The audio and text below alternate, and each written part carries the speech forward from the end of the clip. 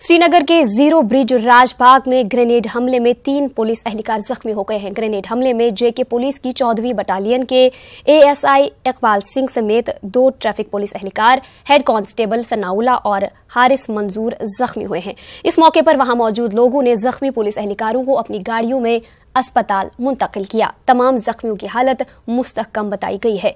तकरीबन 1:50 पर यह वाकया पेश आया और न्यूज़ 18 उर्दू की टीम सबसे पहले जाए वाक़े पर पहुंची। पुलिस इस वाक़े की जांच कर रही है। आखिरी इतलात मिलने तक पुलिस को इस ज़िम्न में कोई कामयाबी हाथ नहीं लगी है। इस बीच जैश मोहम्मद ने राजबाग हमले की जिम्मेदारी कबूल की है।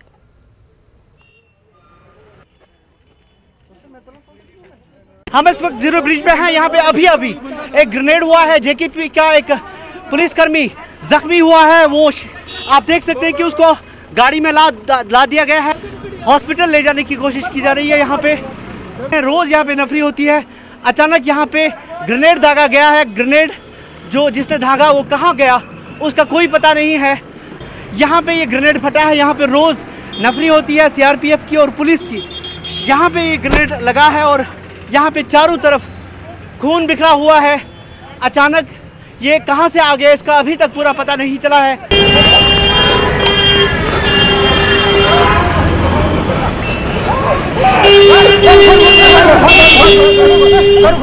ग्रेनेड धमाके के फौरी बाद आप देख सकते हैं कि पुलिस और सीआरपीएफ ने जॉइंट यहाँ पे ऑपरेशन शुरू कर दिया है। कोशिश की जा रही है कि जिस तरह यहाँ पे ये ग्रेनेड दागा गया, किसने दागा और उस शख्स की जांच की जाए, उस शख्स को ढूंढा जाए, तलाश किया जाए। 26 जनवरी के मौके पर ऐसी वारदातों का खदशा हमेशा रहता है, क्योंकि अब की बार भी एक अलर्ट जारी किया गया था कि 26 जनवरी यानी यौम जमहूरिया के मौके पर ऐसी कोई वारदात, बड़ी वारदात हो सकती है।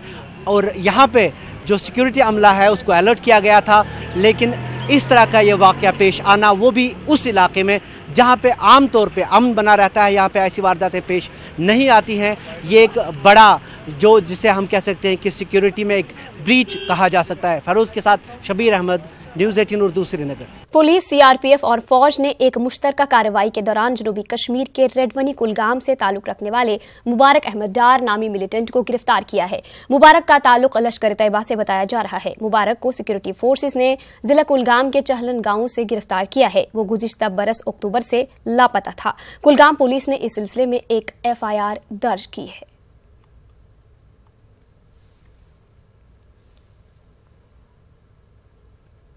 पाकिस्तान ने आज सीज फायर मुआहदे की खिलाफवर्जी की। पाकिस्तानी फौज ने राजौरी के केरी सेक्टर के अलावा नौशहरा के वीर बादासर और पुकरानी इलाकों में फायरिंग की। पुकरानी में एक आम शहरी जख्मी हुआ है। जख्मी शख्स की शनाख्त मोहम्मद रियाज के तौर पर की गई है, जिसे सब डिस्ट्रिक्ट अस्पताल नौशहरा मुंतकिल किया गया। हिंदुस्तानी फौज ने भी पाकिस्तान की इस इश्तियाल अंगेजी का करारा जवाब दिया। पाकिस्तानी फौज वक्फे से हिंदुस्तानी फौजी चौकियों के साथ रिहायशी इलाकों को निशाना बना रही है। इस दौरान LOC के करीब वाक़या स्कूलों के तलबा में खौफ हरास पाया गया। तलबा और असातिज़ा का कहना है कि मुसलसल फायरिंग से तालीमी सरगर्मियां मुतासिर हो रही हैं। हमें बहुत तकलीफ हो रही है, फायरिंग की वजह से पढ़ नहीं पा रहे हैं, बहुत परेशानी है। हमारी सरकार से डिमांड है कि फायरिंग बंद होनी चाहिए। पिछले तकरीबन जब से ये बॉर्डर पे इन्फिल्ट्रेशन या फायरिंग हो रही है, तब से बच्चे बेचारे ये मुतासिर हैं इस गोलाबारी से। तो अभी ये बच्चे घर हमने इसलिए रोक के रखे हुए कि ये चाहते थे, इनके पेरेंट्स भी फोन कर रहे हैं कि घर भेज दो। तो हम यही चाहते हैं कि जब तक फायरिंग बंद नहीं होती तो तब तक हम इन बच्चों को नहीं भेजेंगे। GOC शुमाली command lieutenant general Ranbir Singh ने कहा है कि हालिया चंद दिनों के दौरान सरहद पर जवाबी कार्रवाई में पाकिस्तान के 5 फौजी हलाक हो गए हैं। उन्होंने कहा कि पाकिस्तान को मुंह तोड़ जवाब दिया जा रहा है। उन्होंने कहा कि सरहद पर IED लगाना कोई नई बात नहीं है और इस मसले से निपटने के लिए जवानों के पास माकूल आलात मौजूद हैं। उन्होंने कहा कि गुज़िश्ता साल सिक्योरिटी फोर्सेस के लिए सिक्योरिटी के लिहाज से काफी अच्छा रहा और कई बड़ी कामयाबियां हासिल हुई। जो आपने रिपोर्ट बताई कि 5 पाकिस्तानी मारे गए, ये इस चीज को दर्शाता है कि भारतीय सेना हर समय जो भी पाकिस्तान कोई गलत काम करता है उसको मुंह तोड़ जवाब देती है। और ये मैं आप सबके जरिए सबको यकीन दिलाना चाहता हूं कि भारतीय सेना पाकिस्तान से एक कदम आगे है। अगर वो किसी भी प्रकार की कोई गलत कार्रवाई करते हैं तो उनको पूरा का पूरा जवाब उसी प्रकार उसी दिशा में दिया जाता है। IEDs लगाना ये कोई नई चीज नहीं है। बहुत वर्षों से कई हादसे ऐसे होते हैं जहां की वो आईडी लगाकर हमारे इलाके के अंदर चले जाते हैं। हमारे पास काफी इक्विपमेंट है जिसके जरिए हम कोशिश करते हैं कि हम इलाके की छानबीन कर सकें, इससे पहले कि कोई नुकसान हो उसको हम देख सकें कि किसी कोई अगर आईडी उस इलाके के अंदर लगी हुई है। लेकिन कभी कभी कोई आईडी गलत समय के ऊपर फट भी जाती है, लेकिन हमारी कोशिश हमेशा यही रहती है कि आईडीज के खिलाफ पूरी की पूरी तैयारी हो, पूरी की पूरी हमारे जवानों के अंदर वो सिखलाई है, पूरा इक्विपमेंट हर एक यूनिट्स के पास दिया गया है। 2018 आर्म्ड फोर्सेस के लिए सिक्योरिटी के लिहाज से बहुत ही बेहतरीन साल रहा है और बाकी सिक्योरिटी फोर्सेस के दस्तों के साथ मिलकर हमने 250 से भी अधिक आतंकवादियों को मार गिराया। तकरीबन 54 आतंकवादियों ने उनको हमने पकड़ा, जिंदा पकड़ा और 4 आतंकवादी जिन्होंने के सरेंडर किया। ये हमारी सिक्योरिटी फोर्सेस की क्षमता को जाहिर करता है। नेशनल कॉन्फ्रेंस के सदर डॉक्टर फारूक अब्दुल्ला का कहना है कि जम्मू कश्मीर कभी भी पाकिस्तान का नहीं होगा। फारूक अब्दुल्ला आज जम्मू में पार्टी वर्करों के एक इजलास से खिताब कर रहे थे। उन्होंने कहा कि हिंदुस्तान और पाकिस्तान के दरमियान अवाम से अवाम के राबिते को मुस्तहकम करने की जरूरत है। चट्ठे पिंड के, भोर पिंड के, हमारे यहाँ भी आवाजें हैं। कोई कहता है आजादी, कोई कहता है हमें पाकिस्तान जाना है। कौन सा पाकिस्तान जाओगे? ये देश कभी पाकिस्तान का नहीं होगा, ये जम्मू कश्मीर कभी नहीं होगा। मैं आपसे कहता हूं, आज क्या, मैंने पहले से भी कहा है, बल्कि जमा मस्जिद के स्टेज पे मैंने कहा हम पाकिस्तान में नहीं जा सकते। तो ये सर फिरे हैं, उनको अक्ल आ जाएगी, मगर खुदा जाने कितनी ठोकरों के बाद उनको ये अक्ल आने वाली है। इस मौके पर फारूक अब्दुल्ला ने हिंदुस्तान और पाकिस्तान के बीच दोस्ती की वकालत की। फारूक अब्दुल्ला ने पाकिस्तानी हुकूमत से कहा कि दहशतगर्दों की हिमायत बंद कर दी जाए। उन्हें भी यह देखना चाहिए कि अगर उनको सचमुच अपना मुल्क बचाना है तो उन्हें इस मुल्क से दोस्ती करनी है जिसे भारत या हिंदुस्तान कहते हैं। उसके बगैर नहीं बनेगा, कुछ भी हो जाए। ना हम ये हिस्सा उनको दे सकते हैं, ना उनके पास ये दम है कि ये इस हिस्से को ले सकते हैं। इस पर झगड़ा क्या है? बैठ जाओ टेबल के ऊपर, लाइनें सीधी करो और लोगों को आसानी दो। से जितना हम लोग करीब हो जाएंगे उतना हमारे मुश्किलात भी दूर हो जाएंगे। और इसलिए उनको भी समझना चाहिए और हमें भी समझना चाहिए कि रास्ता निकालना है, और वो रास्ता निकल सकता है जब वो भी ज़रा थोड़े से अपने हालात ठीक करके ये आतंकवाद को बंद कर दें। उसके बगैर नहीं चलेगा।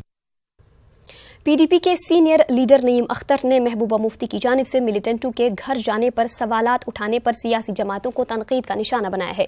नईम अख्तर ने उमर और फारूक अब्दुल्ला का नाम लेकर कहा कि जब वो राम मंदिर में पत्थर लगाने के मुतमन्नी हैं तो कश्मीर में ज्यादतियों के शिकार लोगों के घरों में क्यों नहीं जा सकते हैं।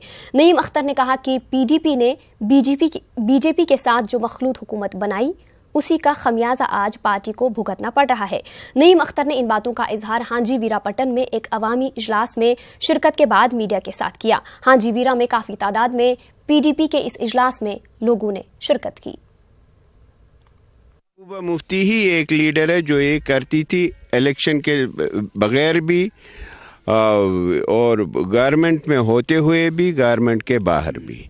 आज न महबूबा मुफ्ती चीफ मिनिस्टर है, न उमर अब्दुल्ला साहब चीफ मिनिस्टर हैं। दोनों में से कौन जाता है? उनको कौन रोकता है? उमर अब्दुल्ला साहब को, फारूक साहब को कौन रोकता है? जब उनकी इतनी ख्वाहिश है राम मंदिर का पत्थर डालें तो उधर क्यों नहीं, पुलवामा क्यों नहीं जाते किसी घर के किसी जख्म पे मरहम लगाने की? हाँ, एक नाराज़गी हो गई एक सतह पे, क्योंकि हमने जो बीजेपी के साथ एक मुआहदा किया था वो उस मुआहदे से हट गए। मुफ्ती साहब ने ये जान के किया था मुआहदा, उनके साथ एक एजेंडा ऑफ अलायंस बनाया था कि कश्मीर की जो मसले हैं वो एक डेमोक्रेटिक तरीके से हल किए जाएं, लेकिन एक पार्टी ने उसमें दगाबाजी की तो जिसका झेलना पड़ा उसका खमियाजा हम भुगत रहे। वहीं नईम अख्तर ने शाह फैसल के मुस्तफ़ी होने को खुश आइंद कदम करार दिया। उन्होंने कहा कि शाह फैसल एक बड़ी आवाज़ बनकर उभर सकते हैं।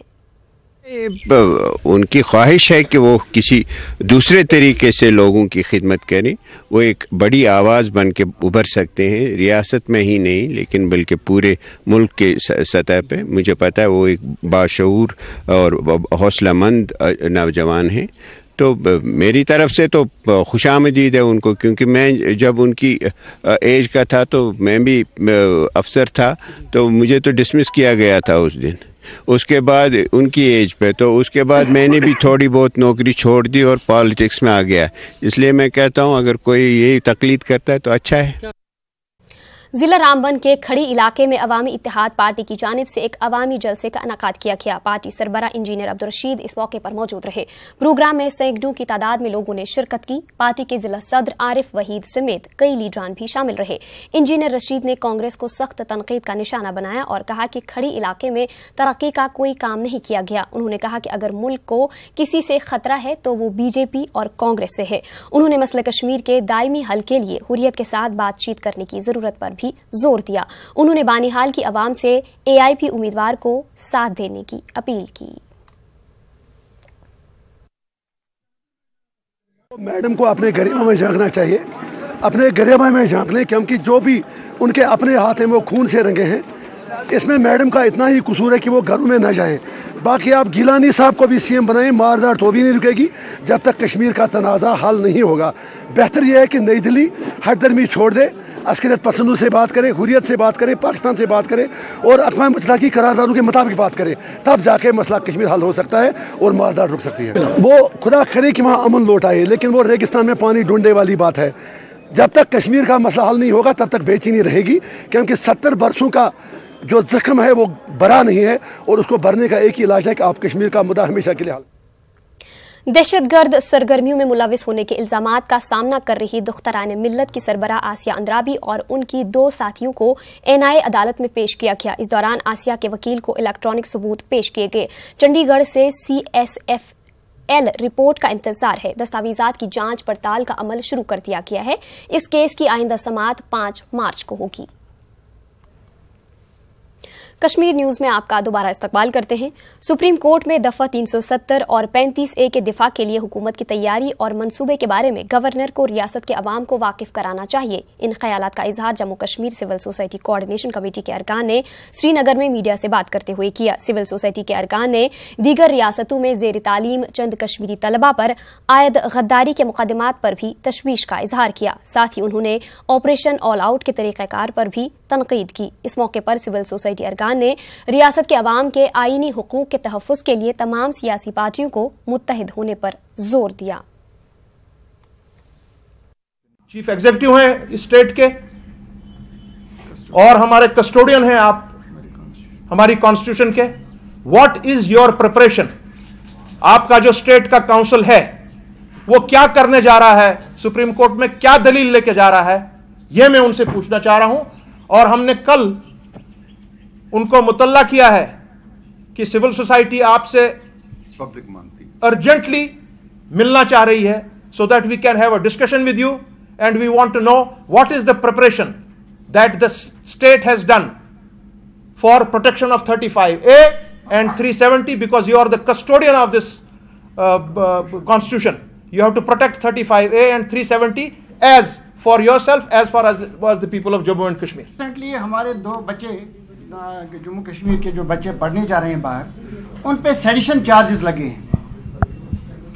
और आप देख लीजिए कि हमारी जो सेंट्रल गवर्नमेंट है कितनी इंटॉलरेंट हो गई है कि जो पढ़ने के लिए बच्चे जाते हैं उन पे सेडिशन के चार्जेस लगाए जा रहे हैं। और सिविल सोसाइटी इस वक्त ये डिमांड करती है जो भी सेडिशन चार्जेस हमारे बच्चों पे लगाए गए हैं इमीडिएटली विड्रा करें, और जो FIR उनके खिलाफ लगाया गया है उसको इमीडिएटली क्रश किया जाए, उसको इमीडिएटली विड्रा करें, सो दैट जो खौफ का एक माहौल हमारे बच्चों में जो पढ़ने जा रहे हैं बाहर, वो खौफ का माहौल कम हो जाए। लोगों का फर्ज था कि हम लोग खड़े हो जाएं और कश्मीर और जम्मू के लोगों को अवेयर करें कि उनके हक जो कॉन्स्टिट्यूशनल हक हैं उनको किस तरीके से तहफ़्फ़ुज़ दिया जाए। इसलिए हम सिंसियरली 35A और आर्टिकल 370 की प्रोटेक्शन के लिए खड़े हैं। बल्कि हम खड़े नहीं हैं, हमने अपने साथ यहाँ की तमाम पॉलिटिकल पार्टीज और बाकी लोगों से भी राब्ता कायम किया और उनको भी मजबूर किया कि वो इस सारे मामले में हमारे साथ खड़े होके लड़े।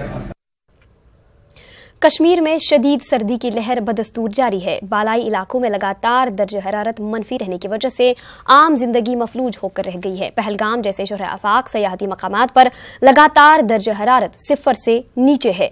सड़कों पर बर्फ जम जाने की वजह से ट्रैफिक की आमदरफ्त भी मुतासिर हो रही है। ताज़ा बर्फ के बाद आम लोगों के लिए काफी मुश्किलात पैदा हो गई हैं। वहीं बर्फबारी के बाद पहलगाम के कुदरती नजारों में 4 चांद लग गए हैं। ऐसे में सयाहों की खुशी का भी कोई ठिकाना नहीं है। ताज़ा बर्फबारी के बाद पहलगाम में मौजूद सयाह बर्फीले नजारों से काफी लुत्फ अंदोज हो रहे हैं। वो कश्मीर को सयाहती एतबार से एक मुनफरिद व महफूज जगह करार दे रहे हैं। पर दिखाया जाता है यहाँ पर कि लोग पथराव करते हैं या फिर यहाँ के लोग भड़काऊ है या फिर मिलिट्री यहाँ की कैसी है, ऐसा कुछ भी नहीं है। यहाँ के लोग बहुत बहुत अच्छे हैं। जो लोग अब तक यहाँ पर नहीं आए, प्लीज प्लीज एक बार ये जगह आकर के जरूर देखिए। इतनी अच्छी जगह है कि आप कभी भी किसी भी चीज किसी मंथ में यहाँ पर आ सकते हैं। It's a very very safe place. You for sure you will enjoy a lot in here. Best hospitality and best local support in Kashmir. बाहर के मीडिया के बारे में मैंने बहुत सुना है कि वो दिखाता है कश्मीर में बहुत क्राइम होता है, ये होता है वो होता है, मगर ऐसा कुछ भी नहीं है। मैं पिछले 4 दिनों से यहाँ पे हूँ, आप देख सकते हो बिल्कुल आपके सामने। गूगल पर भी आप लोग जाके सर्च कर सकते हैं कि आज तक ना कश्मीर में 0% टूरिस्ट क्राइम है। सब लोग इस तरह से हमें ट्रीट करते हैं कि हम लोग उनके मेहमान हैं। मेहमान और मेहमान नवाजी, किसी भी चीज में उन्होंने कभी कोई चीज में कमी नहीं रखी। सर, जो बाहर का मीडिया पत्थरबाजी दिखाता है या एनकाउंटर्स दिखाता है, क्या वो यहाँ पे एक अलग चीज है? वो एक अलग चीज है जो पॉलिटिशियन के थ्रू है। टूरिज्म के खिलाफ यहाँ पे कुछ भी नहीं है, हमने और ना अभी तक देखा। किसी भी टूरिस्ट को कोई भी यहाँ पर एक भी इंसान, कोई एक आदमी भी ये कुछ नहीं बोल रहा है। गांदरबल के यरमकाम गांव और इसके आसपास के इलाकों में बर्फ न हटाने से लोगों को शदीद मुश्किलात का सामना है। सड़क राबिता मुतासिर होने से लोगों को आमदरफ्त के लिए बहुत परेशानी हो रही है। खासकर हंगामी सूरत या मरीजों को अस्पताल मुंतकिल करना काफी दुश्वार हो गया है। मकामी लोगों का इल्जाम है कि जिला इंतजामिया ने उन्हें खुदा के रहमो करम पर छोड़ दिया है।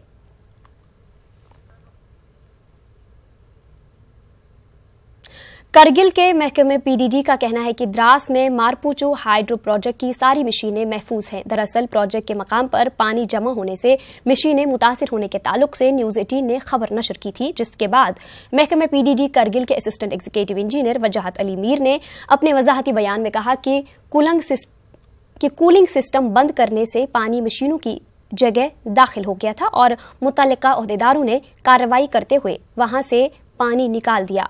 असिस्टेंट एग्जीक्यूटिव इंजीनियर ने कहा कि प्रोजेक्ट के तमाम आलात बिल्कुल महफूज हैं। आप भी जानते हैं 3 नवंबर से शटडाउन में है। विंटर शटडाउन हम हर साल ले लेते हैं। पिछले 2006 से हमारा प्रोजेक्ट चल रहा है। तब से विंटर में डिस्चार्ज की कमी की वजह से इसको बंद किया जाता है, क्योंकि उतना जनरेशन वहाँ से होता नहीं है। पावर हाउस के अंदर हमारा जो कूलिंग सिस्टम होता है उसको हम निकाल कर रखते हैं, ताकि विंटर में ये अप्रेंशन रहता है कि गलती से पानी आ जाए तो कूलिंग सिस्टम में जाएगा, वो बेयरिंग को डैमेज कर लेगा। उसको हम निकाल कर रखते हैं। वहाँ से पानी निकला है, लेकिन अल्लाह का करम है, हमारा स्टाफ वहाँ पे मौजूद था, उन लोगों ने देख लिया है। देखते ही उन लोगों ने उसको कंट्रोल कर लिया है। हाँ, इन द मीन वाइल अब पानी तो प्रेशर में आ गया है। प्रेशर में आ गया तो उसमें से जो छींटें निकली, कुछ पानी फ्लोर में चला गया, ट्रंक्स में भी थोड़ा पानी चला गया। तो फ्लोर पे जो पानी चला गया माइनस टेम्परेचर की वजह से वो जम गया है। लेकिन अल्लाह का फजल है, सारा मशीन हमारा, सारे इक्विपमेंट सेफ हैं, किसी को भी किसी किस्म का कोई नुकसान नहीं है। तो ये एक अफवाह ही हम इसको बोल सकते हैं। मैं खुद वहाँ पे जाकर देख कर आया हूँ, सारा मशीनरी हमारा सेफ है। जिला पुलवामा और शोपियां में पानी की किल्लत को मद्देनजर रखते हुए हुकूमत की तरफ से मंजूर की गई 45 करोड़ रुपए की लागत से 40 के करीब स्कीमों पर काम जारी है। काम काज का जायजा लेने के लिए चीफ इंजीनियर पीएचई कश्मीर ने पीएचई दफ्तर पामपुर में दोनों अजला के अफसरों की एक मीटिंग तलब की। चीफ इंजीनियर ने अफसरों पर जोर दिया है कि जेर इल्तिवा कामों को जल्द से जल्द मुकम्मल किया जाना चाहिए। उन्होंने कहा कि इन स्कीमों से दोनों अजला के हर गांव तक पानी की सप्लाई यकीनी बन जाएगी। सर ने फिक्स किए हैं इस लिंग्विशिंग प्रोग्राम को कंप्लीट करने के लिए, तो इंशाल्लाह हम इस टारगेट पर हम ठीक चल रहे हैं और अगले साल सितंबर या अक्टूबर के आखिर तक जो पुलवामा डिस्ट्रिक्ट में पानी की कमी है वो काफ़ी हद तक इंशाल्लाह हम इसको काबू पाएंगे। इसको हर घर में ऑलमोस्ट हर गांव में हैबिटेशन में अच्छी मकदार में और अच्छी क्वालिटी का पानी हम लोग फराहम करने की कोशिश कर रहे हैं। डिग्री कॉलेज के क़याम की मांग को लेकर अनंतनाग के अच्छबल में लोगों ने एहतजाज किया। इस दौरान अच्छबल इलाके में हड़ताल रही। ट्रैफिक की आमदरफ्त भी पूरी तरह से मुअत्तल रही। लोगों ने इल्जाम लगाया कि इलाका शांगस में मरकजियत के बावजूद अच्छबल को माजी में भी नजरअंदाज किया गया और आज भी गवर्नर इंतजामिया ने इस इलाके को डिग्री कॉलेज से महरूम कर दिया। लोगों ने मुतालबा किया कि गवर्नर अच्छबल में डिग्री कॉलेज के क़याम को मंजूरी दें। अच्छबल मरकज है पूरे इलाके का, चाहे वो ब्रंग हो, चाहे वो कुठार हो, चाहे वो अनंतनाग हो, ये 3 कॉन्स्टिट्यूंसी का संगम है। तो यहाँ अगर हायर सेकेंडरी की इसमें एडजॉइनिंग जो हायर सेकेंडरीज है, जो फिजिबिलिटी बनती है एक कॉलेज के लिए, फिजिबिलिटी का मतलब ये होता है कि बहुत सारे हायर सेकेंडरी इसके इर्द गिर्द हो। महकमे जंगलात में काम कर रहे मुलाजमीन ने जम्मू में एहतिजाजी मुजाहरे किए। रियासत भर से आए मुलाजमीन अपनी मांगों के हक में नारेबाजी कर रहे थे। फॉरेस्ट एम्प्लॉयज एसोसिएशन के बैनर तले ये मुलाजमीन तनख्वाहों में तफावत दूर करने, रिस्क अलाउंस वागुजार और मुलाजमीन के प्रमोशन के मामलात हल करने का मुतालबा कर रहे थे। मुलाजमीन का इल्जाम है कि बार बार की यकीन दहानियों के बावजूद सरकार ने उनके मुतालबात नजरअंदाज किए हैं। सैकड़ों में मुलाजिम रिटायर हो रहे हैं, लेकिन उसी पोस्ट पर मिसाल के तौर पर कोई क्लास 4 आया है, 25 साल गुजारने के बाद वो वाचर ही जा रहा है वापस, सफेद दाढ़ी लेकर जा रहा है वापस, उसकी कोई प्रमोशन नहीं हो रही है 10-10, 15-15 साल से। हम सरकार को बावर करना चाहते हैं, अगर आपने आज हमें यहाँ पर फार्मर ऑर्डर्स इशू नहीं किए तो तब तक ये बराबर। डोडा के काश्तीगढ़ में एक नौजवान के कत्ल के खिलाफ एहतिजाज किया गया और कसूरवारों की जल्द गिरफ्तारी का मुतालबा किया गया। 24 साला नौजवान माजिद हुसैन कल अपनी दुकान से लापता हो गया था। रात के तकरीबन 9 बजे उसकी लाश करीबी इलाके से बरामद हुई। माजिद हुसैन का गला घूंटकर कत्ल किया गया है। पुलिस ने इस ज़िम्न में अब तक 2 अफराद को गिरफ्तार किया है और खुसूसी जांच टीम इसकी तहकीकात कर रही है। इसी दौरान डीसी डोडा अंशुल गर्ग और एसएसपी शरीफ मलिक ने वहां पहुंचकर मुजाहिरीन को यकीन दिलाया कि कसूरवारों को जल्द पकड़ा जाएगा। चाहते हैं कि जो कातिल है उसको सामने लाया जाए। हमारे जिगर के टुकड़ा को कत्ल किया गया है, उसने किसी का क्या बिगाड़ा था? वो मासूम बच्चा है। अगर इन मासूम बच्चों पर यही जुल्म होता रहेगा तो ये दुनिया मुक जाएगी। कोई नौजवान नहीं बचेगा। फिर नौजवानों का, अगर नौजवान बच गए तो पीछे दुनिया को क्या करना? कौन, किसकी माएँ कहाँ रोएंगी? आप बताए। मैं यही कहना चाहता हूँ कि इस पर पूरी सी पूरी गौर की जाए। तब तक हम यहाँ से नहीं हिलेंगे जब तक ना हम कातिल को हमारे सामने लाया जाएगा। डेड बॉडी क्योंकि एक किसी अकेली जगह पर पड़ी थी, कोई वहाँ जो है वो आई विटनेस नहीं था, तो इमीडिएटली जो है कुछ लोगों ने एक घर पे शक जाहिर किया, तो हमने इमीडिएटली टीम भेज के तो उनको भी अरेस्ट किया, बॉडी को अपनी कस्टडी में लिया। साइंटिफिक इन्वेस्टिगेशन के लिए हमें जो रिक्वायर्ड था वो कार्रवाई हमने शुरू कर ली। एफएसएल की टीम बुलाई, पोस्टमार्टम के लिए आज बॉडी बुला के उसका पोस्टमार्टम भी हो गया है। तो उसके बाद जो है अब इसमें हमारी जो इन्वेस्टिगेशन है वो शुरू है। जो भी हमें सस्पिशियस एलिमेंट्स नज़र में आ रहे हैं उन सभी की क्वेश्चनिंग की जा रही है। एसएसपी साहब पर्सनली भी इस चीज़ को सुपरवाइज कर रहे हैं और हमें उम्मीद है कि जो लोगों की हमें सपोर्ट यहाँ पर है, सभी लोगों की, चाहे वो यहाँ के मोजेज़ लोग हों, प्रोमिनेंट सिटीजन्स हों और या आम आवाम हो, उन सभी की मदद से बहुत जल्द इस इन्वेस्टिगेशन को हम कंक्लूड कर लेंगे। और जिनकी भी गलती होगी, जिन्होंने भी ये हादसा यहाँ पर किया है और हमारा माहौल ख़राब करने की कोशिश की है, उनको कानून। बुलेटिन में आपका दोबारा इस्तकबाल करते हैं। जम्मू में एक अदबी तकरीब का एहतमाम किया गया। नागराद अदबी संगम जम्मू और साउथ कश्मीर सिविल सोसाइटी के एहतमाम से मुनाकिदा इस तकरीब पर कश्मीरी पंडित अदीबों की 4 तसानीफ की रस्म रोनुमाई अंजाम दी गई। खासी तादाद में अदबी शख्सियात के अलावा आम लोग भी मौजूद रहे। महफिल मौसीकी का भी एहतमाम किया गया था। रियासती कल्चरल अकेडमी के सेक्रेटरी डॉक्टर अजीज हाजनी भी मौजूद रहे। मुंतजमीन का कहना है कि साउथ कश्मीर सिविल सोसाइटी की यही कोशिश रही है कि कश्मीरी पंडित, शोरा और अदीब वादी कश्मीर के मुख्तलिफ मकामात पर भी ऐसी तकारीब में शिरकत करके पुरानी रिवायात को जिंदा करें। पार के दोनों, चाहे वो कश्मीरी पंडित हो या कश्मीरी मुसलमान हो, तो उनका एक हमने मुशायरे का इनेकाद किया। तो थोड़ी सी कोशिश है, तो आने वाले दिनों में हम और कोशिश करेंगे कि अदबी ये जो नागरात अदबी संगम और साउथ कश्मीर सिविल सोसाइटी आपस में एक प्रोग्राम्स करते रहेंगे। कभी ये श्रीनगर आएंगे, अनंतनाग आएंगे या दूसरे शहरों में आएंगे, वहाँ पे किताबें रिलीज़ करेंगे, वहाँ पे मुशायरे करेंगे, वहाँ पे अदबी प्रोग्राम्स करेंगे। कश्मीर विमेंस कलेक्टिव की जानिब से श्रीनगर में एक रोजा वर्कशॉप का इनेकाद किया गया। वर्कशॉप का उन्वान चाइल्ड सेक्सुअल अब्यूज था।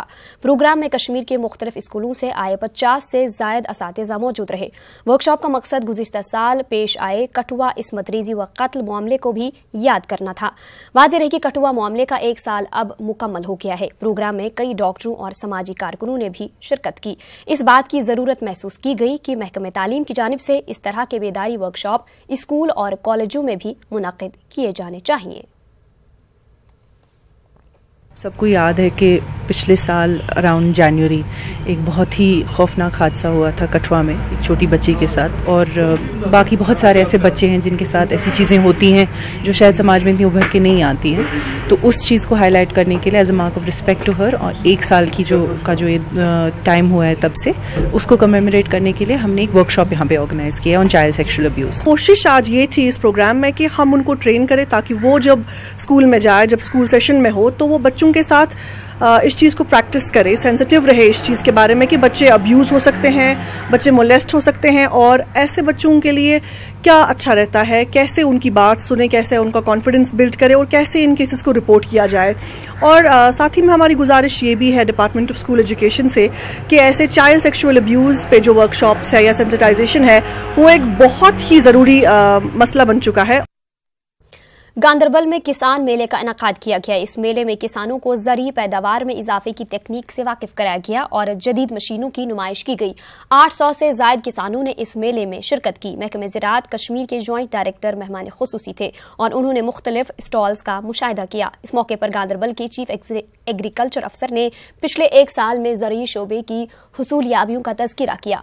किसानों ने इस मेले के इनेकाद पर महकमे से इजहार तशक्कुर किया।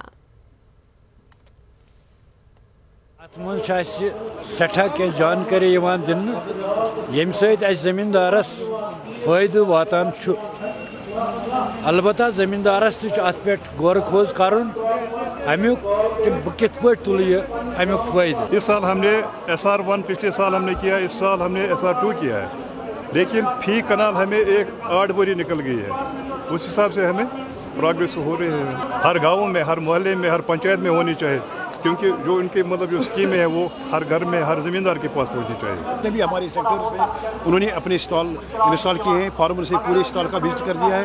वहाँ पर उनके पास हमारे पास लिटरेचर अवेलेबल था और उनको लिटरेचर दे दिया कि किस तरह उन्हें हर एक सेक्टर में, हर एक जितने भी हमारे एग्रीकल्चर के वास्ता सेक्टर से उनमें काम करना है, ताकि जो हमारी सेंट्रली स्पॉन्सर्ड स्कीम्स है वो चल रही हैं, मरकज़ी मामलों वाली स्कीमें, और इंशाल्लाह वी आर होपफुल कि ज़िम्मेदार भाई जो हमारे मुस्तफ़ीद हो रहे हैं इन प्रोग्रामों से। फौज की 3 राष्ट्रीय राइफल्स के जेर एहतमाम यिन्नर पहलगाम में चुल्ला मेले का एहतमाम हुआ। मेले में आम लोगों के साथ साथ जिंदगी के मुख्तलिफ शोबों से ताल्लुक रखने वाले अफराद ने शिरकत की। तलबा ने मुख्तलिफ सकाफती और तमद्दुनी प्रोग्राम पेश किए। फौज की जानिब से मुफ्त तिब्बी कैंप का भी एहतमाम हुआ। फौजी इंतजामिया के मुताबिक इस तरह के प्रोग्रामों का मकसद लोगों को मौजूदा हालात में तफरी के मौके फराहम करने के अलावा अवाम और फौज के माबैन रिश्तों को मजीद मजबूत बनाना है। तालिब इल्मों ने कहा कि इस तरह के प्रोग्राम बासलाहियत नौजवानों को प्लेटफॉर्म मुहैया करवाने में कारगर साबित होते हैं। थोड़ा सा सपोर्ट मिलना चाहिए हर किसी को कि हर किसी फील्ड में जाए और तरक्की करे हर कोई। जैसा कि आर्मी फुल सपोर्ट कर रही है, प्रॉब्लम तो कोई है नहीं। यहाँ पे बहुत सारे लोग आए हुए हैं इस टाइम पे भी, और मतलब स्टोन पेल्टिंग से कोई फ़ायदा नहीं है, अपना कैरियर बनाना है और मतलब गवर्नमेंट को भी फुल सपोर्ट करना है। सारे मतलब यूथ की सारी गलती नहीं है, थोड़ा सा गवर्नमेंट को भी देखना है कि कैसे यूथ को हम एंगेज करें इन सब चीज़ों में। फौज की शुमाली कमांड के GOC lieutenant general Ranbir Singh ने पुंछ जिला के कलाई गांव में मरकजी इमदाद से तामीर करदा पुल का इफ्तिताह किया। जनरल रणबीर सिंह ने कहा कि इस पुल के बनने से मंडी, लोरान, सेजवां और पुंछ के लोगों के साथ साथ श्री बुढ़ा अमरनाथ के यात्रियों को भी सहूलत होगी। उन्होंने कहा कि फौज को भी इस पुल से फायदा होगा। इस तकरीब में फौज और सिविल इंतजामिया के कई आला ओहदेदारान मौजूद थे। जिला पुलवामा में कई सरकारी महकमे अफसरान के बगैर हैं। डिस्ट्रिक्ट हेडक्वार्टर पुलवामा में कायम सरकारी महकमों में अफसरान का फुकदान है। इनमें ICDS और महकमे उमूर सारिफीन के अलावा PDD काबिल जिक्र है। कई रोज से चीफ एजुकेशन ऑफिसर की कुर्सी भी खाली है। इन सरकारी महकमों को एडिशनल चार्ज पर रखा गया है। इससे पुलवामा के अवामी और सियासी हलकों में काफी तशवीश पाई जा रही है। लोगों को मुश्किलात से दो चार होना पड़ रहा है। के कई माह से जो हमारे एडमिनिस्ट्रेशन की तरफ से जो हमारे डिपार्टमेंट्स है, वो ICDS डिपार्टमेंट को लेके, चाहे वो बिजली डिपार्टमेंट को लेके, चाहे वो CAPD डिपार्टमेंट को लेके, लोग बड़ा सफ़र कर रहे हैं। लिहाजा मैं गवर्नर इंतज़ामिया से गुजारिश करता हूँ कि जो आज का जो सर्दियों का मौसम चल रहा है कि ये लोग मुश्किलात में ना पड़े। जो भी डिपार्टमेंट खाली है हमारे डिस्ट्रिक्ट पुलवामा में, जो डिस्ट्रिक्ट अफसर्स हमारे पास अवेलेबल नहीं है, उनको पुर किया।